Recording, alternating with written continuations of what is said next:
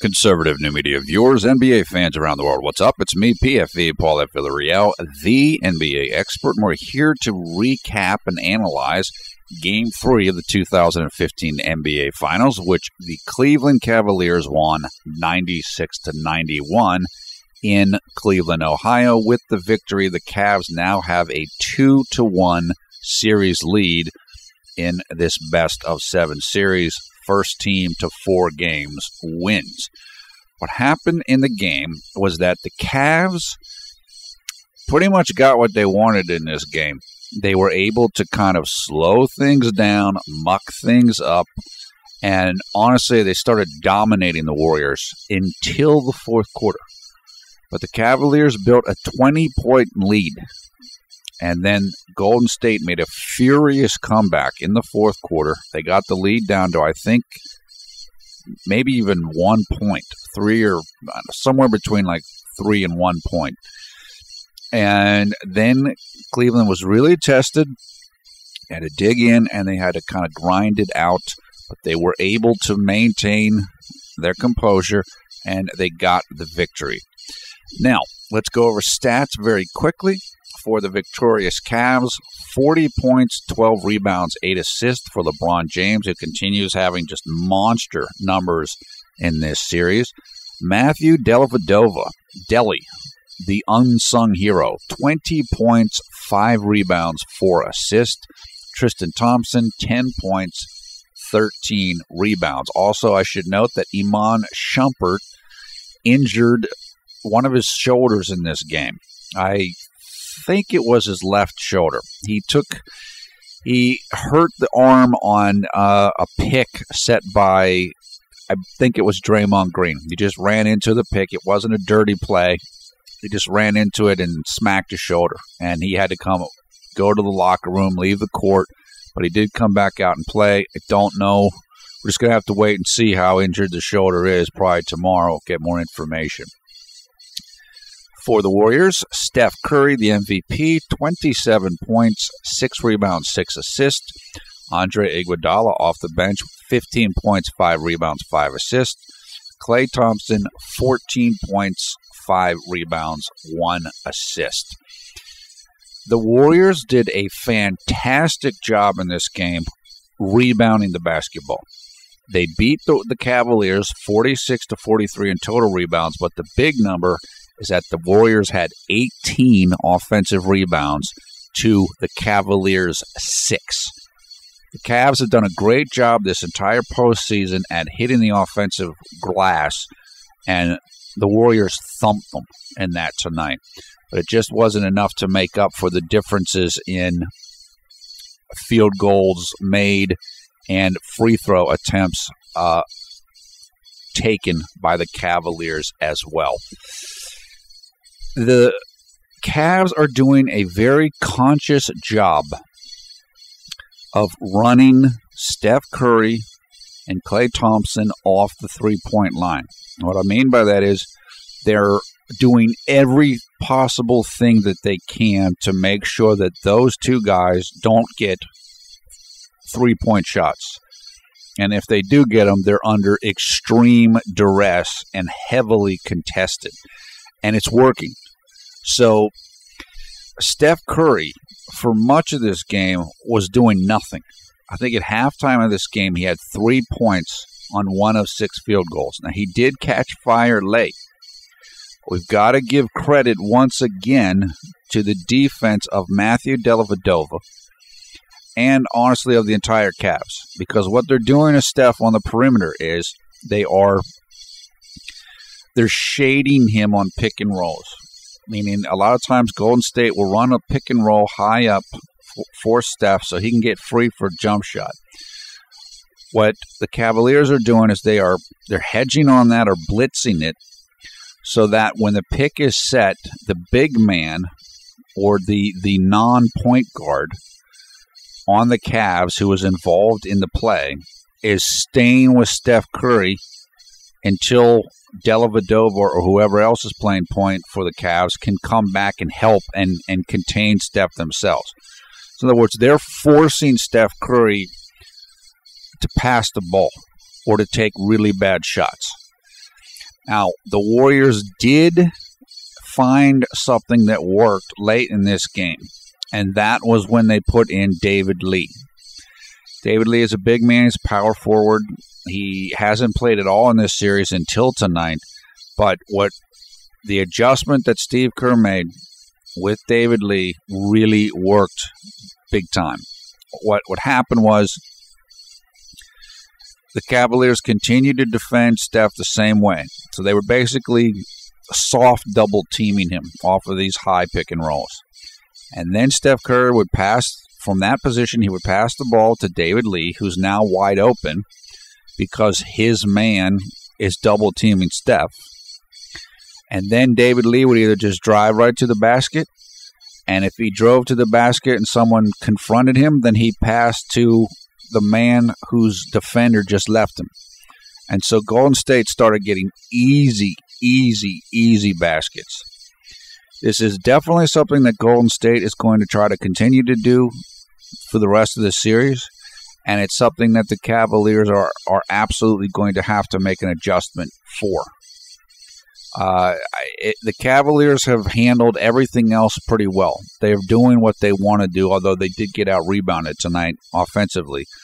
Now they've got to figure out how they're going to deal with this, because this is a new thing for them. This is what these series are: adjustment, counter-adjustment, adjustment, counter-adjustment. So, in the end of the day, Cleveland's in a good position. They're up 2-1. Look, I think I read somewhere these games now have totaled about 150 minutes or so. You know, the two overtime games, 53 minutes apiece. That's 154 minutes that this game is playing. That these three games have taken place, and I believe the Warriors have only led for 22 of those minutes, like 1/7 of the time. So this is not a fluke. Cleveland is playing well.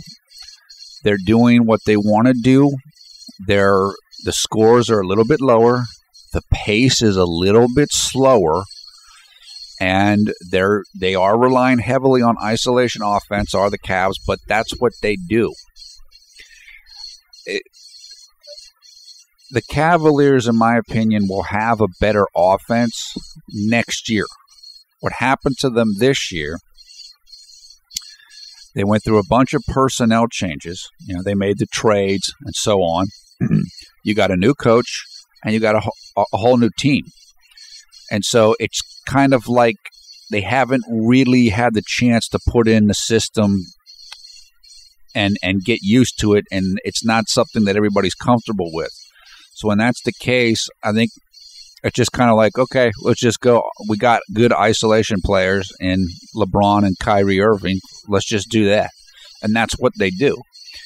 It's not pretty to watch, but LeBron's an outstanding isolation player. And when he's doing these isolations, he's running the clock down. He's making the game shrink. He's running time out of the game. It's kind of like taking the air out of a ball.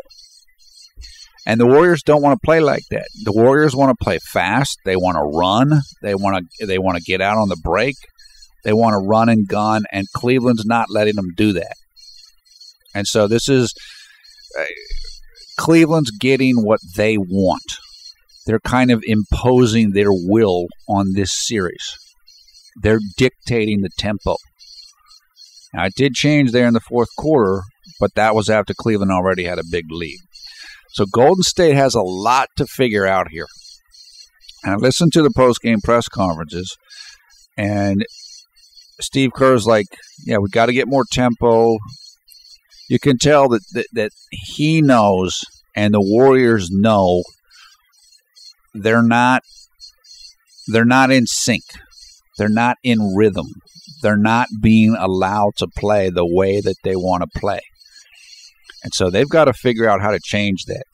And they got to figure it out quick. Because if the Cavs go up 3-1, I mean, of course, the series isn't over, but it's gone a long ways towards being over, particularly with the Cavs then having Game 6 at home potentially. So that's about it. I'm just going to keep this relatively short. We are getting to this kind of late because I did do the post-game press conferences, was tweeting out stuff.